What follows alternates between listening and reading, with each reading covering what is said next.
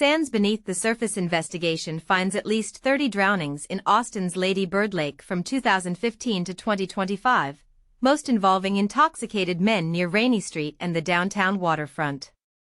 Despite online conspiracies about a serial killer, investigators and researchers say there is no single perpetrator. Drownings appear tied to alcohol, opportunity, and a crowded urban waterway.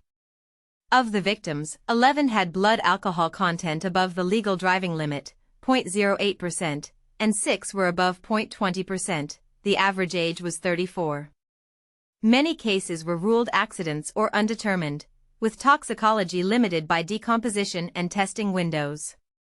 Austin has pursued safety upgrades, lighting, signage, cameras, and more patrols, while comparing approaches to other cities.